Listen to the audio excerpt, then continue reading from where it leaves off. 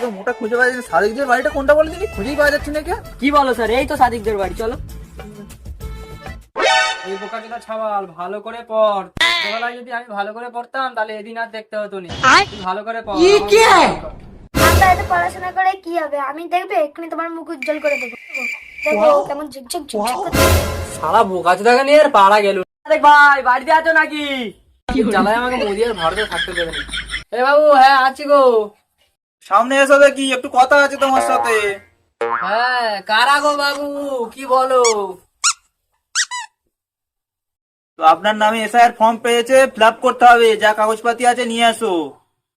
আচ্ছা বাবু, আমি তো ফর্ম ফর্ম কিছু তো ফিল আপ জানিনি, জানো আমার ছেলেকে ডাকি। কই বাবু ফুটো,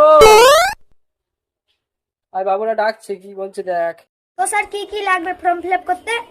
তো বেশি কিছু লাগবে না, এই বাপের আধার কার্ড লাগবে, মায়ের আধার কার্ড লাগবে, স্বাস্থ্য সাথী কার্ড লাগবে, দাদুর আধার কার্ড, দাদির আধার কার্ড, নানার আধার কার্ড লাগবে, ভোটার কার্ড লাগবে, স্বাস্থ্য সাথী কার্ড লাগবে, রেশন কার্ড। বাপুরা কি বলছে? আব্বা তুমি এসব কিছু বুঝবে না, আমরা ইংরেজিতে বাংলাদেশে চলে যাওয়ার কথা বলছে। তাহলে ব্যাগ পত্র চাবি কই? ভোটার কার্ড, জব কার্ড, আর যদি তোমার বাপ বা দাদা যদি কোনো সরকারি ক্ষেত্রে কাজ করতো তার পেনশনের কাগজটা লাগবে। তো অত ইংলিশ বলার কি আছে, শুধু বাংলাই বলতে হয়, বাংলাদেশে চলে যাওয়ার কথা। চল, চল, চল, চল, চল, থাকতে দেবে নাকি?